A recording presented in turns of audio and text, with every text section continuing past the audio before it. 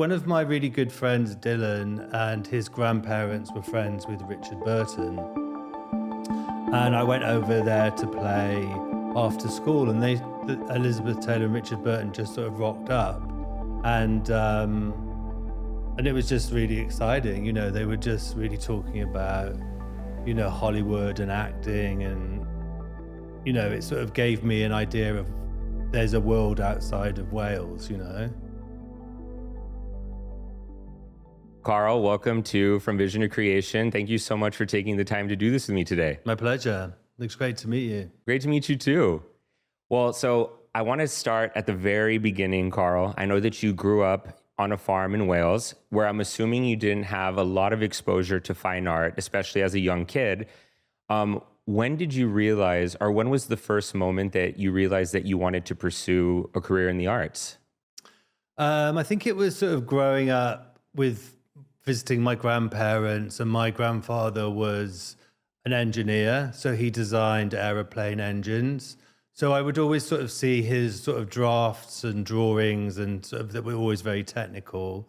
And then he also used to paint watercolors. So he would sort of have his box of watercolors and his sketch pad. And so whenever we went on a trip, he'd always sort of be, doing little sketches and stuff. And they used to have like these mushroom boxes and strawberry sort of punnets. So I used to sort of make installations and sculptures inside those baskets. So I think then I was like, okay, that was, where I knew that I wanted to pursue a career in art, I think.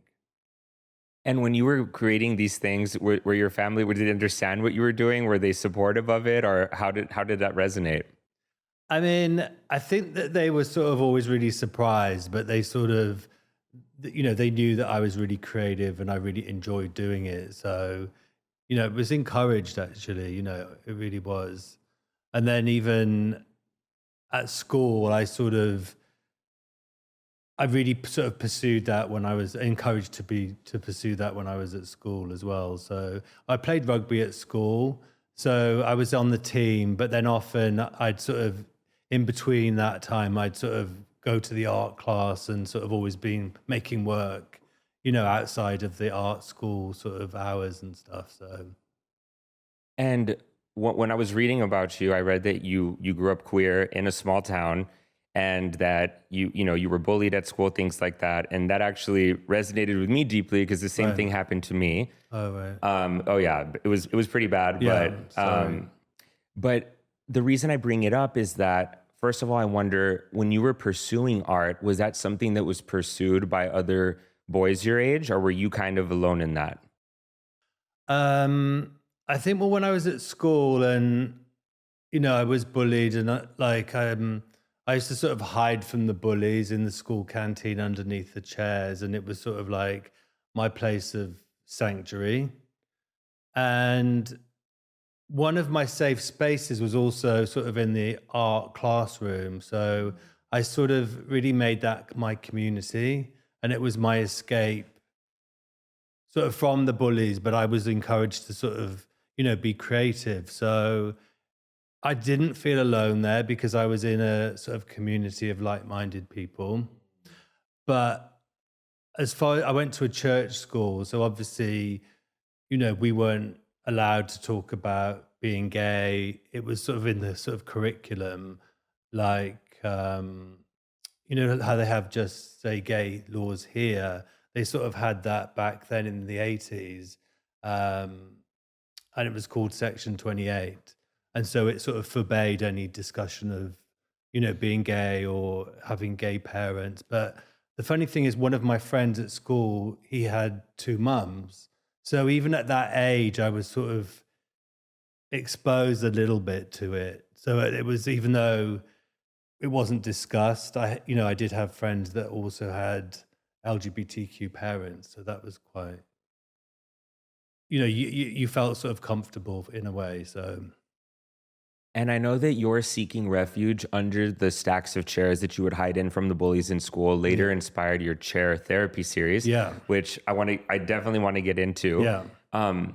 But do you feel that being bullied and having gone through that kind of forced you to go inward a little bit? Because I feel that when I went through it, the only place to go was in, because I was so disappointed with Yeah. what was happening to me on the outside. Yeah. I think so. Yeah. I think it does make you go into your own world. But then when you do that, you sort of discover a lot about yourself and your creativity. So in a way, I sort of see the positive in, where I was bullied, and it did give me like a voice, like an inner voice, that I wanted to make something. I wanted to have a process or a therapy so that I could make work that then became my therapy. And then now I have the opportunity to do that and help other people. So, other people within the community. So, And I read that when you were a kid, you were invited to spend an afternoon with one of your best friends, whose famous cousin was in town with his even more famous wife. Can you tell us that story? yeah, well, it was one of my really good friends, Dylan, and his grandparents were friends with Richard Burton. And I went over there to play after school, and Elizabeth Taylor and Richard Burton just sort of rocked up. And it was just really exciting. They were just really talking about, Hollywood and acting. And, it sort of gave me an idea of there's a world outside of Wales. And they were sort of old friends. So whenever they would go to the UK, they would always, go visit the Blackmores. So it was exciting. Yeah. And you mentioned that moment changed your life forever. In what ways exactly would you say now in retrospect? I think because there was a lot of talk of, America and sort of Hollywood, and it's just there was a sort of a seed that sort of started to grow inside about thinking about, exploring another city, and that there was a whole big world out there that I wanted to explore. So I think just sort of that, when when you grow up on a small farm, you don't really imagine that much of a life outside of your village, So I think at a young age, it made me sort of start thinking about what it might be like to explore the world. That's so interesting. And something very similar happened to me, actually. Really? Like I mentioned, I grew up in a very small town, and I had big dreams, but I didn't really think that they were possible or that they existed in a weird way. Yeah. Until one of my great friends, who's a lot older than I am, she lives in New York, and I would go visit her, Right. and just introduce me to a whole new world, the arts, plays, museums. And that's when I realized, like, hey, this can actually happen.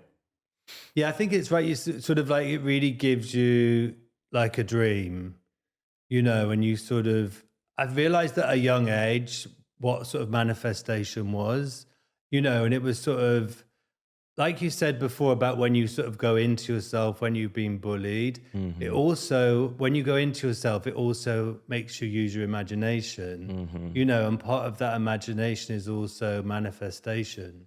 So I think I really sort of realized that I wanted to go to art school. So I sort of had, I'd sort of been exposed to things like tabloid newspapers when they would show stories about, Damien Hirst, and sort of really parodying their art and sort of taking the piss out of, formaldehyde animals and, sharks and the headlines. And I was like, oh, this looks interesting, this sort of conceptual art.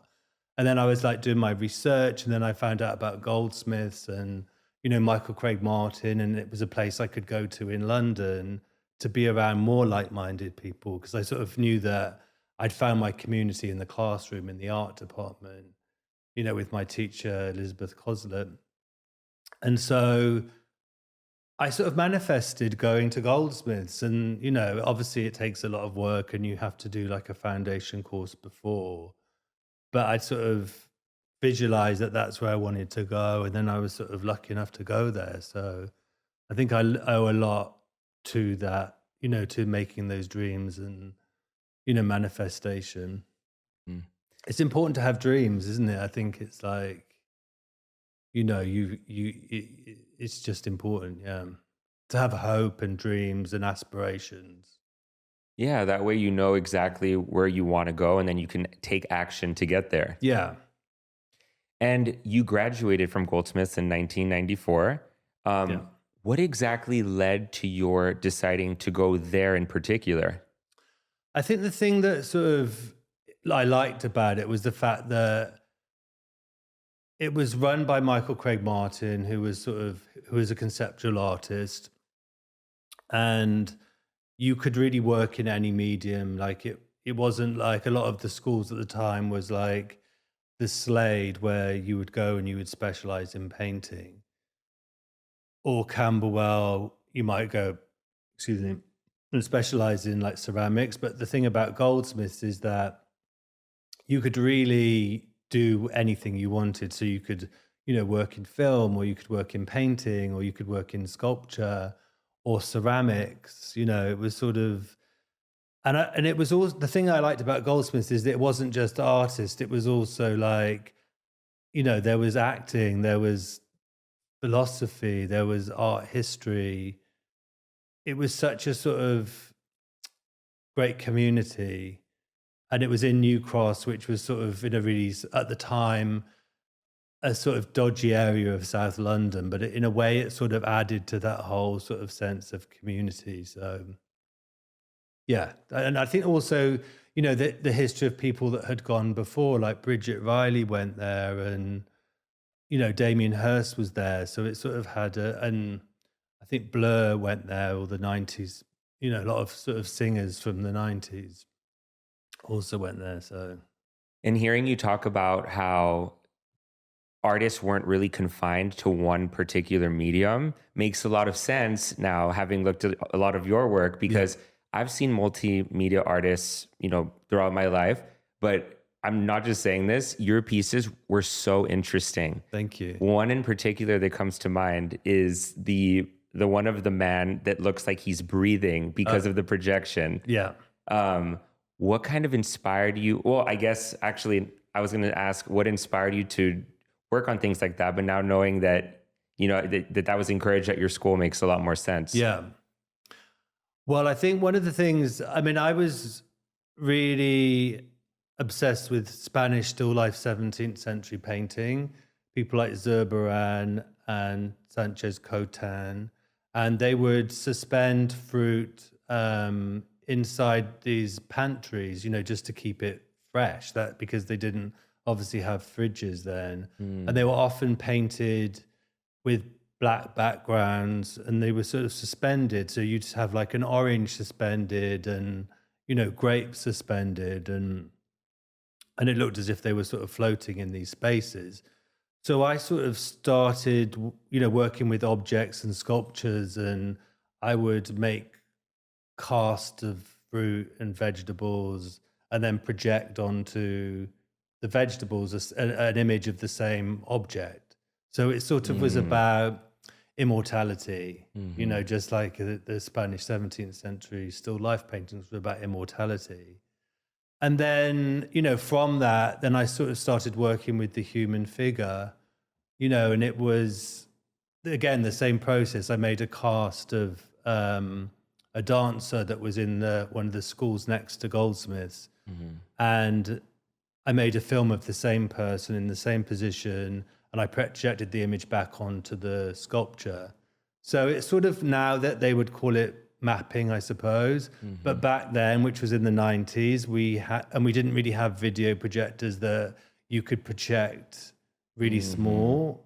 It was the 3-bulb old fashioned, I don't know if you remember that, video projector. So they were very sort of grainy. So the thing about working with film is that you could project and it could look like a photograph, or it could look like the way the film wraps itself over the object was something that was really interesting to me, because it was sort of bringing something that was stone or marble to life. So it was sort of giving it a filmatic membrane. And that's what I loved, doing with those pieces. And I did another piece that was a boy in a shower, and it was just projected from behind. So, but it was in a cubicle, so you couldn't really get into the cubicle. But I remember I was telling somebody this story the other day, that at our degree show, there was a lot of galleries and collectors that came. And Charles Saatchi came, and he sort of tried to squeeze through into my little cubicle to see what was on the other side of the figure. And I was like, oh my God, he's going to like knock it over. But because he was a bit bigger in those days. And luckily it didn't fall or anything. So, but I had these crazy sort of 16 millimeter film loops. So it was like continually, there was no beginning and no end. But these, we were talking before about, you know, me suspending the projectors from the ceiling, but also there was these sort of big film loops that were whirring above your head. Was now you could just press repeat on a, you know, a video projector, but we didn't have that then. So it was all very sort of, you know, Heath Robinson and sort of, you know, just patched together, but it just kind of worked because, you know, you have an element of magic in a way that sort of seduces you in, even though you can see all the workings of it. You just need one sort of moment that you forget all the other workings of it, and you're then seduced by that, you know, artwork. You sold your entire degree show the year that you graduated. Yeah. What was that like as a recent graduate? It was incredible. Yeah, it really, really was incredible. But what was also great was that also my friends were also in a similar position. So they also got picked up and they also sold their work. So, you know, people like Jason Martin and Alessandro Rejo, and Angela De La Cruz, they all sort of were in the similar sort of position. So it was kind of fun because it was like being part of community. And we were always told by our tutors, it's like, you know, no matter what success you get, always include your friends. It's really important. And I've sort of always, you know, followed that. And it's really important to, you know, lift your friends up as well and bring them with you on your journey. And when you were talking about merging film and sculpture, Yeah. what were the early technical issues that you would run into when doing that? Oh, there were so many, because that was one thing from, you had the film 60 millimeter film loops and Super 8 film loops. So you'd have to splice them together and join them with tape. And that's okay, experimental. But then when you come to have a commercial gallery and you have these whirring film loops that really, you know, the work needs to be on display from the moment the gallery opens to the moment the gallery closes. So that's, you know, an 8-hour day every day with these film loops sort of, you know, if you imagine when you go to a movie theater, the film's just played twice in one night. You know, you have two sittings. Was when you're walking in, there's a film loop, so it's continuous. So it's a lot of strain on the celluloid film. So they kept snapping, and then I had to, the gallery were like, well, we need to find a solution to this. So we had a friend of mine from my degree show, she came and she also made film. So she was there on hand. So whenever it would snap, she'd be joining, you know, re-splicing the film loops so it didn't interrupt. So, because again, alongside having the sort of sculptures of the sleeping figures, I also had casts of my friends' heads with Super 8 projections of them speaking projected back onto themselves. So it sort of nodded in that direction of like Madame Tussauds and illusions and stuff. But then luckily technology sort of caught up, and then I was able to use digital, you know, so now things just go on a loop. And I don't have that same sort of problem with the films snapping all the time. But there is something very seductive about and romantic about that. And then then I would also then use gold leaf as a sort of membrane to cover some of the statues. So I did another piece called Golden Sleeping Stag, and it had the, you know, the horns attached to it. And so that was really exciting when I made that piece, because it was showed at a big exhibition at the Oxo Tower in London. And then it's just got shown in a book called Mirror Mirror, which is by Michael Petrie. And we're going to do an exhibition. I think it's going to be in 2026 that we'll have that piece in the exhibition too. So, And Sleeping Golden Stag, that's actually your body, right? Yes, yeah. What was that like making the cast for the statue? It was a little bit claustrophobic at times, yeah, Oh. because they also have to put the the plaster bandage over your face. So Oh my God. I'm okay. Then that's out for me. Yeah. Because I can't even get in the back seat of a Camaro without freaking out. And I'm sure it felt a little vulnerable too, right? You're just Very. lying there naked while Yeah. people are casting your Yes. entire body. Yeah, it was. But I figured because I've also cast my friends, I was like, if I've got to put other people through this, I should know what it feels like myself. So it was, it was a really good experience, but it was also, it was kind of a little bit scary at the same time. So, How long are you in the cast? well, it's probably about, they do it in sections. So it's probably about an hour altogether, and it's cold. Like I did it in London in the winter. So it's also really cold and you've got the plaster bandage and it's cold and wet and yeah. And also just wanting to circle back to Sleeping Figure for a second. Sure. So you have the actual statue. Yeah. And then the way that you gave it that breathing effect, did you record somebody breathing, or was it a play with light that you would then project? How exactly did that work? So what it was, so I filmed it with this in 16 millimeter.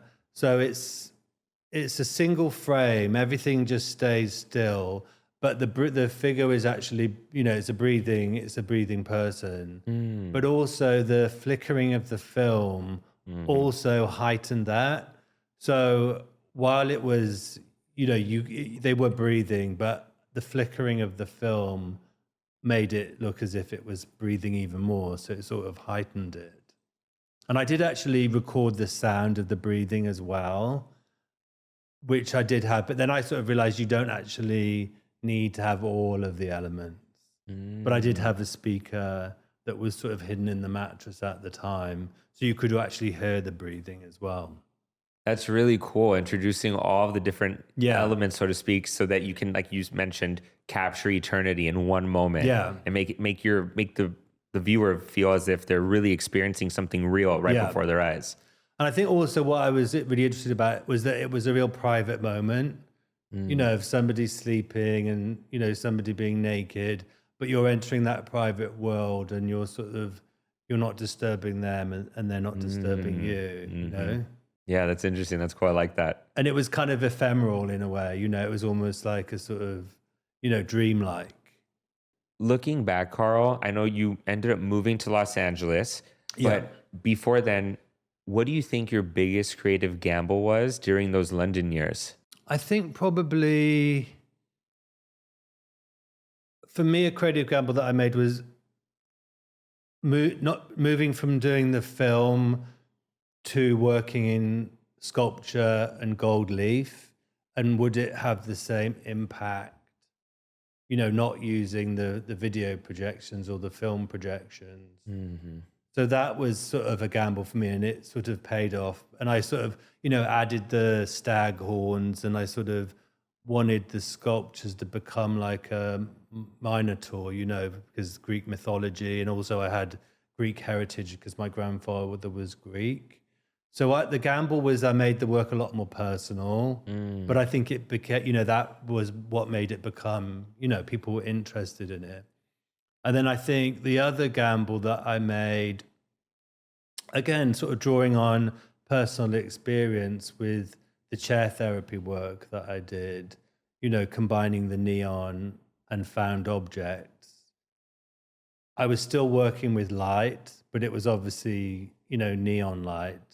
But it was still connected to, the 60 millimeter projectors, because that was also bringing sculptures to life through film, but this was bringing sculptures to life through the neon text. So that was another, but I knew that I wanted to come to America and I wanted to work more with neon. So that was another sort of big step for me, but it really was, it paid off. It was good. It's good to take risks. And it's hard to take risks because you don't know if it's going to pay off, like you said. But I think that's what keeps things fresh and exciting. Otherwise, you can get really stagnant. In addition to your fine art, you also work on styling sets for major publications. Yeah. I actually just saw one that you did for V Magazine where Lisa was on the cover. Yeah. So the bouquet, the beautiful flowers all around her. Yeah. And then I saw the horns around her and I wondered, was that Sleeping Stag inspired at all? Or how did that happen? Well, the sort of, I think it was really, the stylist Genesis, she sort of, she sort of bought the horn course. I'm not sure who that was by, but I think she'd also seen my work as well. And it's sort of very much, when you do the production design, you're working with the stylist, you're working with the florist, you're working with the photographers, Inez and Vanud, and you're all bringing something, together from all of your sort of practices. So I think that's the fun thing about that, was that, you're bringing all these different ideas together. And also like with the, we used the crow in one of the pictures as well, that was, for spring. And that I also do projections with, I call it digital taxidermy. So I'm projecting butterflies or birds or bats into these sorts of glass domes or jam jars or bell jars.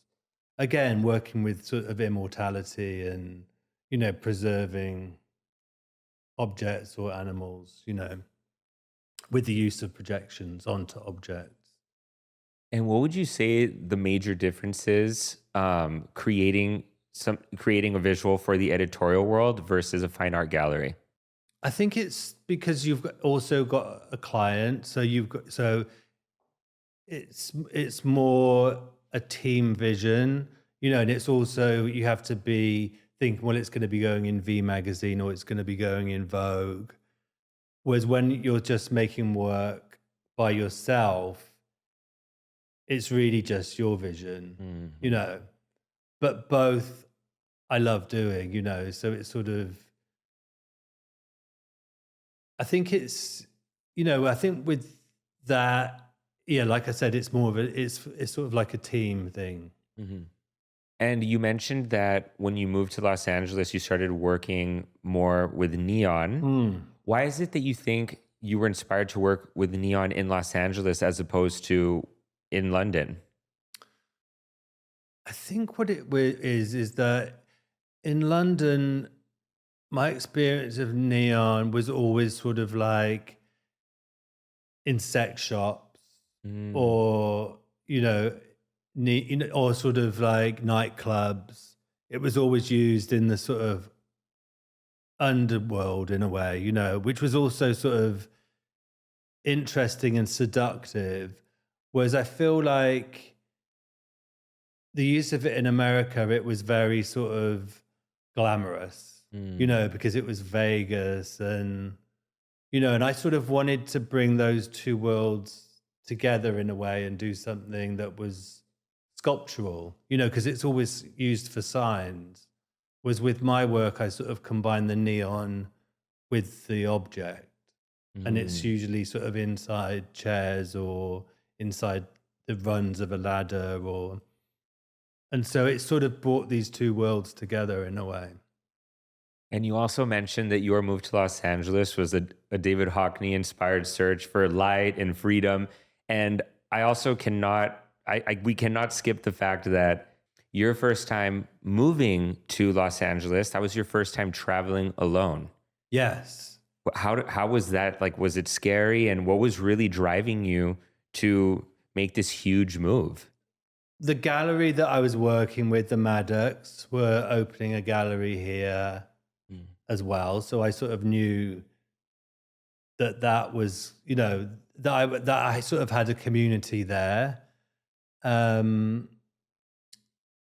I think it was the pursuit of a new chapter, something new, something exciting. Again, sort of, it took me back to, that chance encounter with Elizabeth Taylor. And, it's sort of, I think that was, like I said, that sort of like seedling that was sort of inside me that had grown to be like, you know what, I really want to, pursue this new sort of chapter, I think. Mm-hmm. And also seeing the Hockney documentary, A Bigger Splash.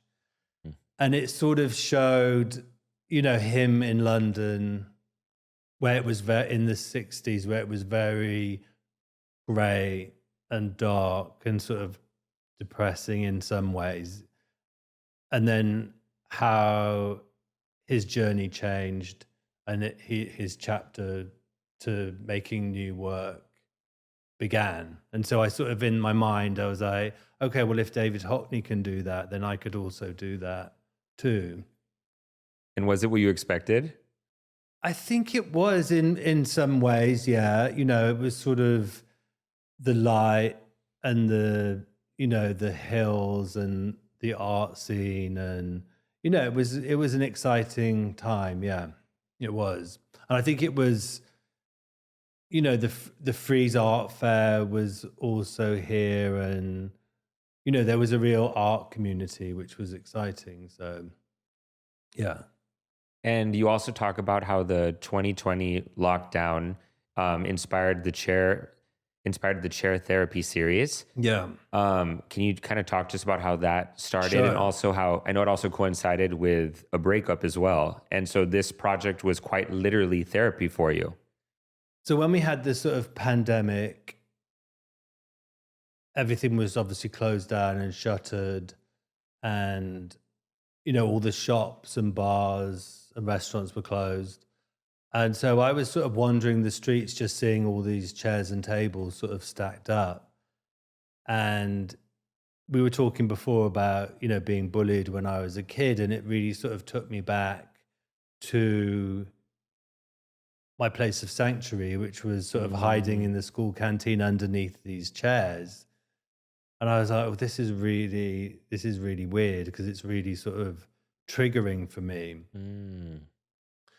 And, then I remembered also, like, when I was in London having therapy, and we did chair therapy, talk therapy.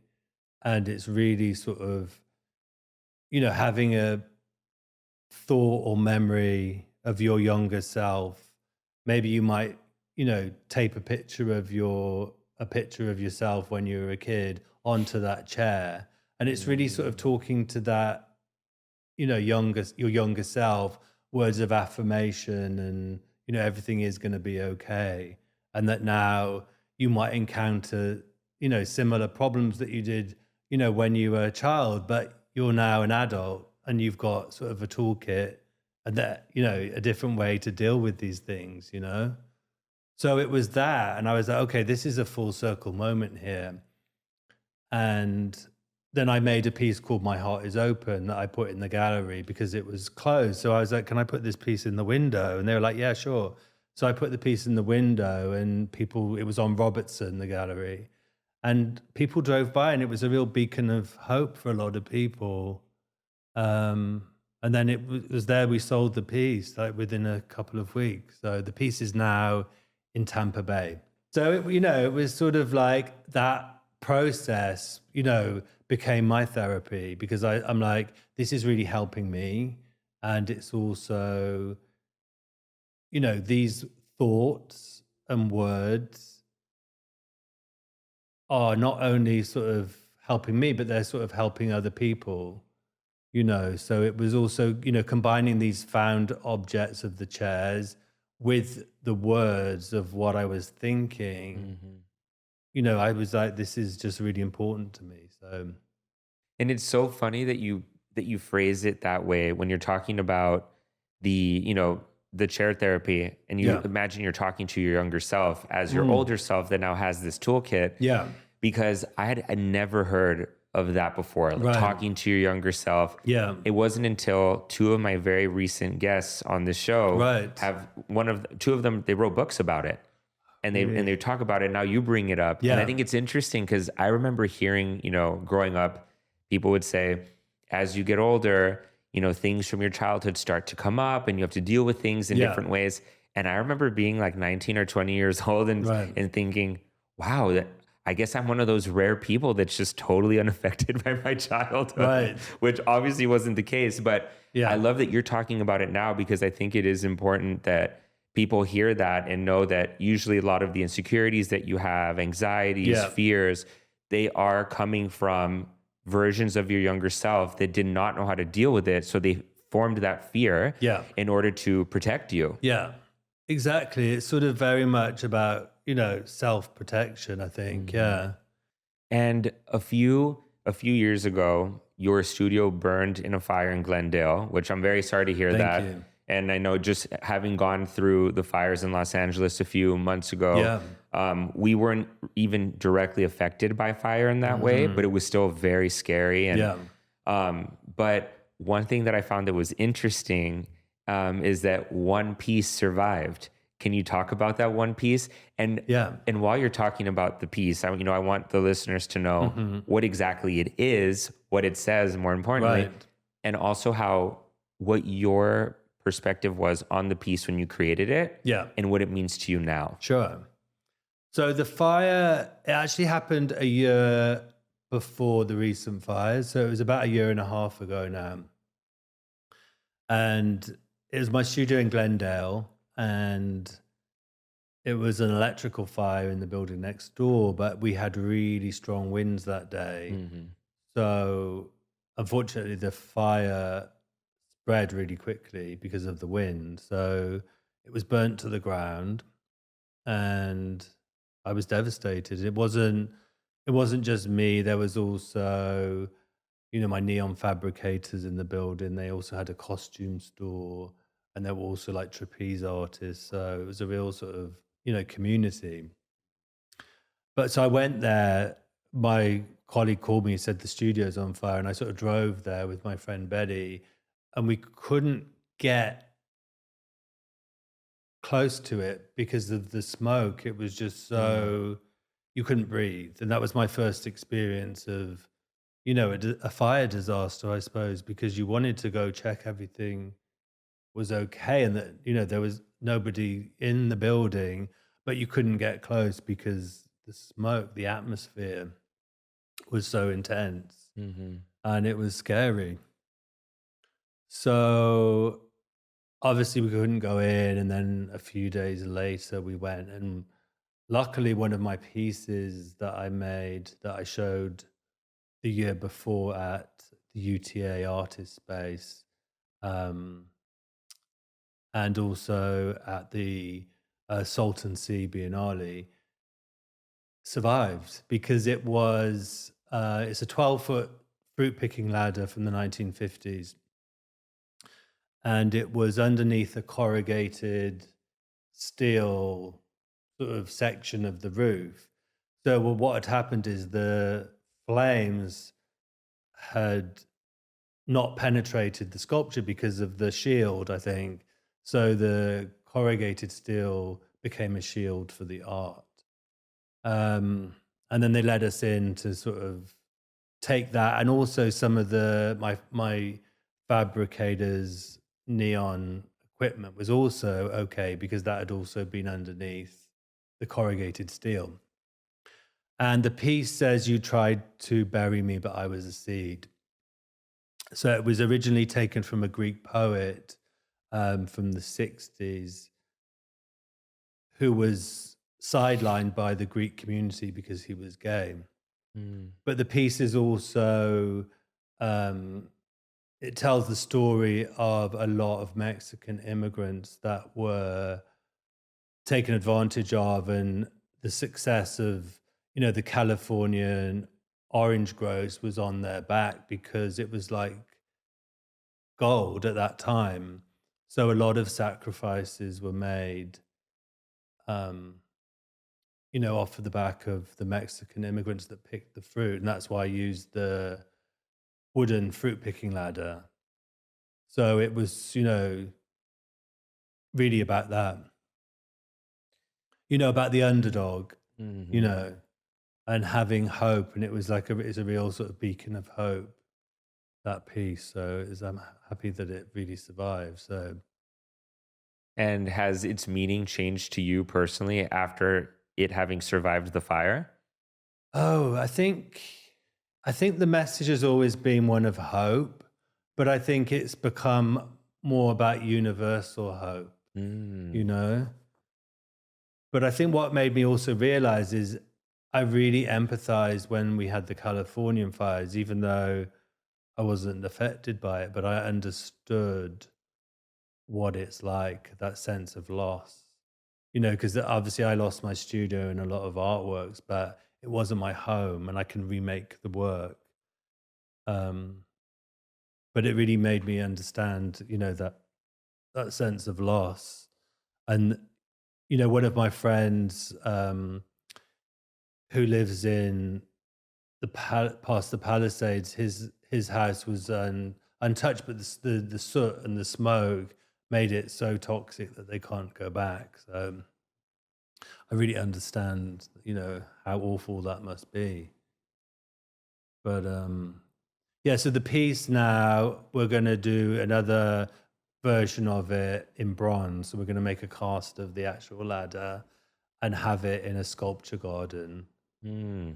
Yeah, so I'm excited about it having a new manifestation that's going to be outside, because that's the interesting thing about neon as well is, you know, people are, oh, can neon be outside? Yeah, it can, because we're so used to seeing the neon on all the, you know, Vegas signs. Hmm. So it would be interesting to have this piece in a sculpture garden. So it'll be, the wood will be cast in bronze. So it will become a permanent artwork. And one of your installations that I've been really excited to talk to you about is Excuse Me. Can you tell us about the actual installation itself, how you got the idea, and what it means, really? That piece I made at Central St. Martin's, I actually did an MA at Central St. Martin's. And it's, you know, it's sort of really, it's an emotional piece in many ways, because it's about waiting, it's about your name being called, it's about receiving news, it's about receiving, you know, good news and bad news. And it's also, you know, I was sort of thinking about hospital waiting rooms and, you know, the AIDS pandemic. Um, and I lost a friend to AIDS in London, you know, 20 years ago. And it really made me think about, you know, waiting for news, waiting for results, Hmm. you know, waiting for and having hope at the same time, you know? And I think that was something, you know, with the AIDS pandemic back then, and it was hopeless, you know, people, so many people were dying and losing their lives, and now that there is hope and that there is, well, you know, almost at a point where there's, you know, going to be a cure, and, you know, the drugs now are so incredible that people aren't dying, and it's no longer a death sentence. Hmm. But that piece for me, it was sort of, you know, it was made around that time, you know, where you were sort of, you know, it was like Russian roulette, I suppose, you know. Hmm.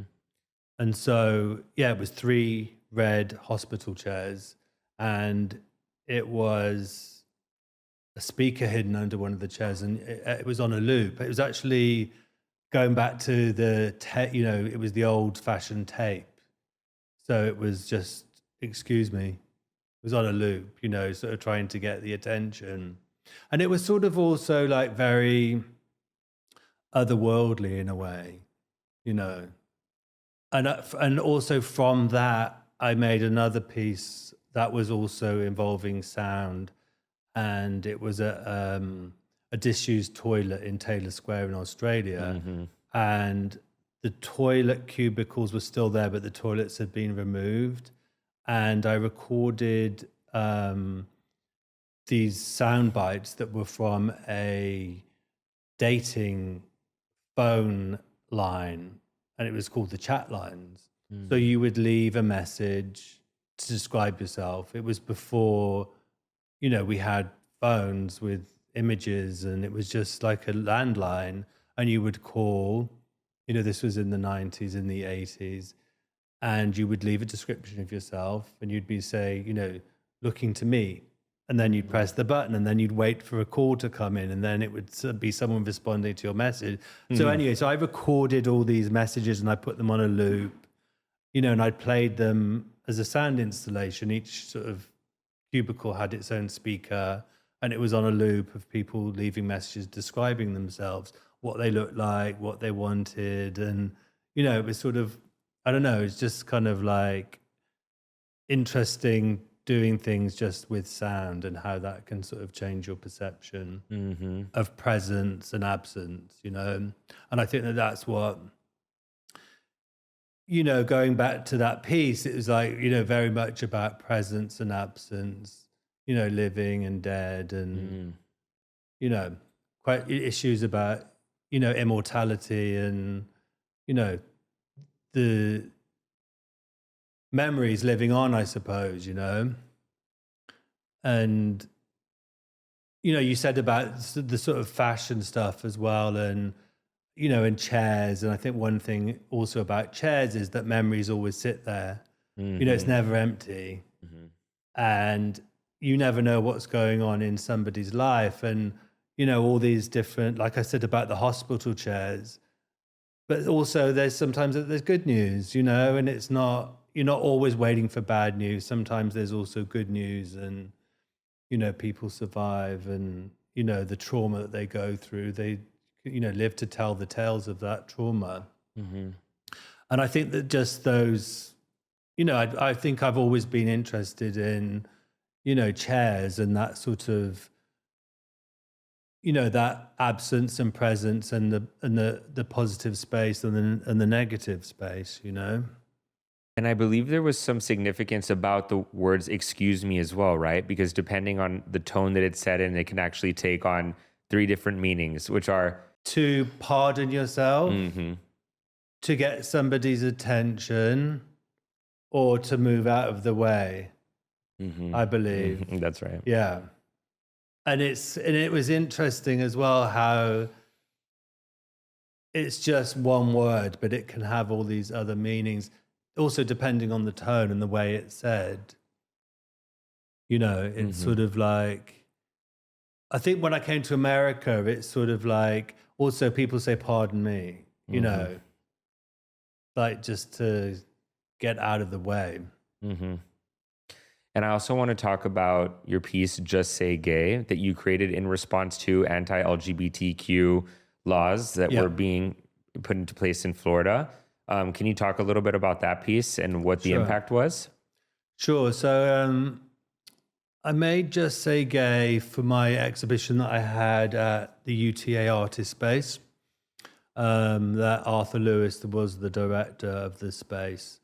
And, I'd heard all these reports coming out of Florida, about discrimination in the classroom and, not being able to talk about LGBTQ families. So, for example, a kid that might have 2 dads or a kid that might have 2 mums were not allowed to say to their friends what they did on the weekend. They weren't allowed to talk about their parents because it was banned to be able to talk about same-sex parents and your sexuality. I think people are like, but it's kids, but it's like, but the kids have parents that are of the same sex. So it reminded me about, my own struggles growing up as a kid and being bullied, and how we weren't also allowed to talk about, being gay at school because it was against the law. So it was like another draconian law that was being brought in America that we'd already, found out to be it being really dangerous and detrimental. And so I wanted to, make a piece that was sort of against that and to raise awareness. So again, I used 3 chairs and I sort of suspended them on top of each other, and I painted the chairs all different colors, and it said, Just Say Gay. And the piece was actually bought by Beth Rudin to Woody, and she has a museum that's in West Palm Beach. It's called the Bunker. So she had bought the piece. I think I was installing the show and she'd seen it and she was like, right, I need to have that piece. And for me, it was incredible because it was full circle, because the piece had gone back to Florida, which is where these, laws were being brought in.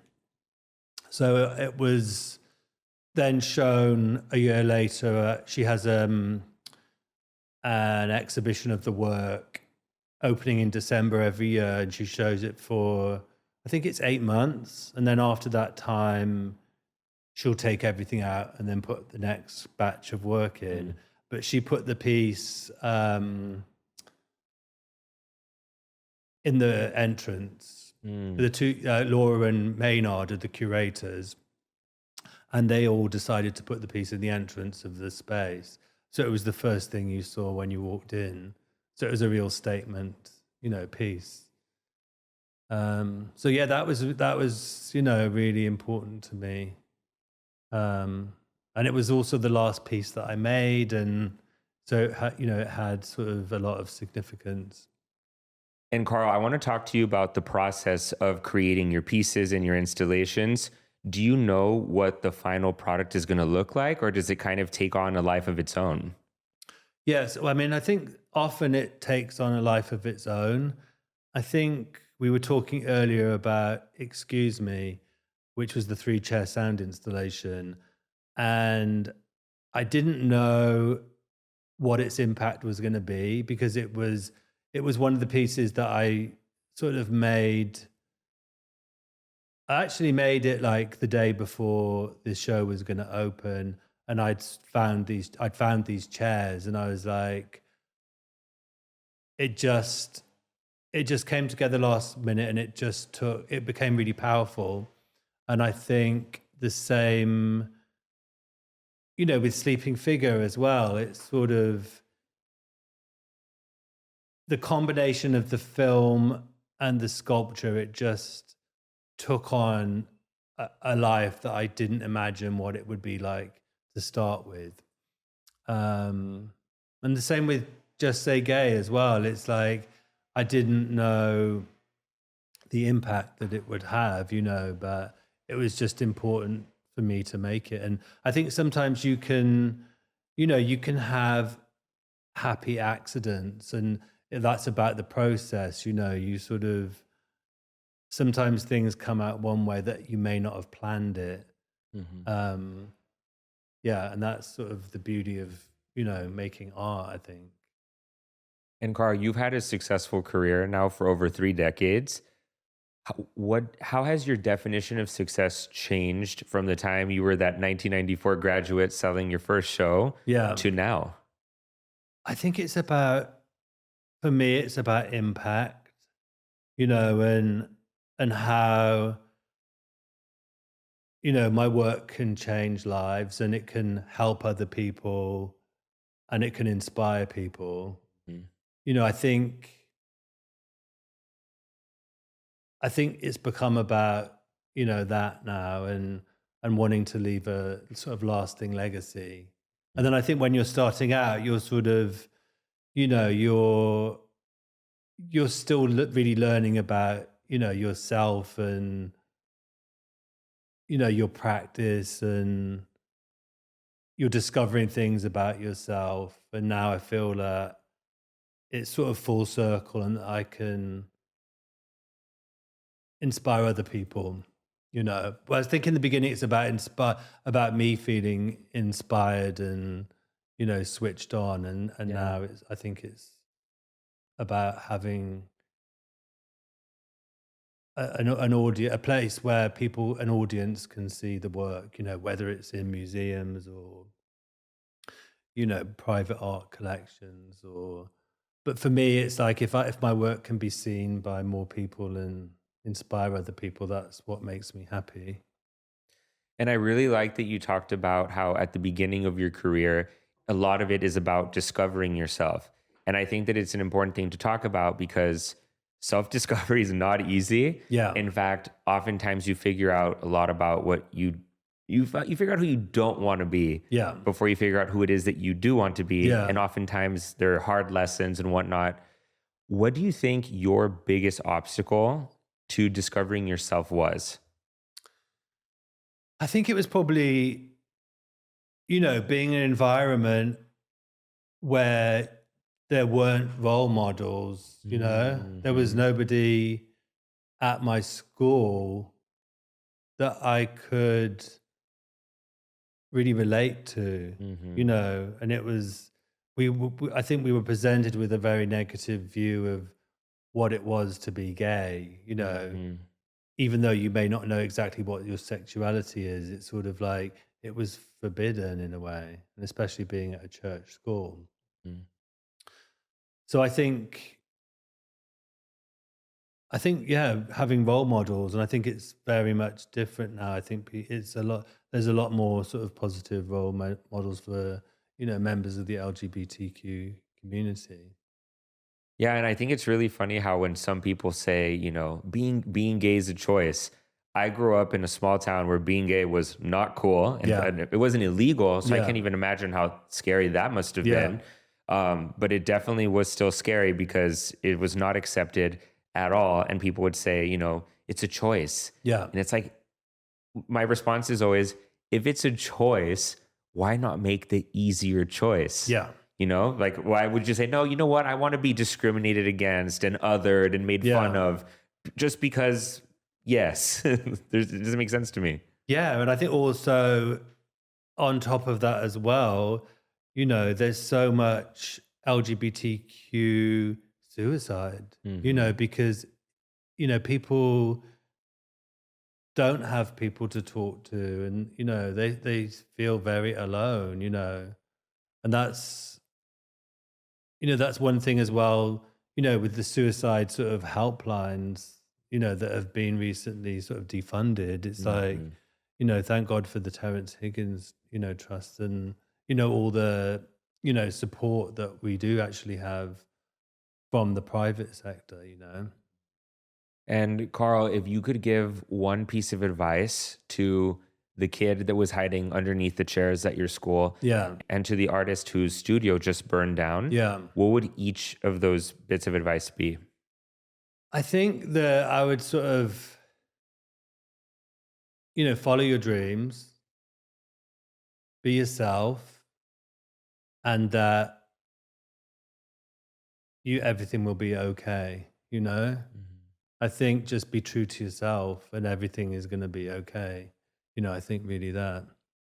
And what's the biggest lesson you've learned throughout the course of your career so far? Keep going, you know, Mhm. keep going even when times are tough, just keep going and lean into the hard times and lean into the difficult moments because, you're going to make something really interesting, or you're also going to really develop as a person. Mhm. So I think draw from that. And what do you have coming up next in your career? So I'm working on an exhibition, co-curating an exhibition based on the book called Mirror Mirror by Michael Petrie. Um, and so we're sort of working on that at the moment. That will be in 2026. And I'm in an exhibition that opens in London on the 9th of July. That's in conjunction with the Royal Society of Sculptors. So that should be a fun show. And where's the best place that people can keep up with your work online and also see it in person? So you can see my work on my website, which is carlhopgood.com, or on Instagram at carlhopgood. Yeah, I think that, and then we put all information about, when the next upcoming shows are. Also, actually, at the Palm Springs Museum, they have one of my artworks called "My Heart Is Open." So yeah, they can go to the Palm Springs Museum. Well, I'm actually going to Palm Springs this weekend. So I'm perfect. gonna go check it out. You can check it out. I definitely will. Brilliant. And what I'm going to do too is I'm going to include the link to your Instagram and your website in the episode notes. That way, anybody who wants to check out your work can easily do that. Great. And I highly encourage everyone to check it out because it really is incredible. Thank you. And Carl, if you could go back in time and offer your younger self one bit of advice right before embarking on this specific journey, specifically tailored to you, what would it be? I think it would just be believe in yourself, really just believe in yourself. Yeah, it's going to be okay. Just sort of, believe in yourself. Dreams come true. They do. Well, Carl, thank you so much for taking the time to do this. This was amazing. I really appreciate it. You're welcome. Great talking to you.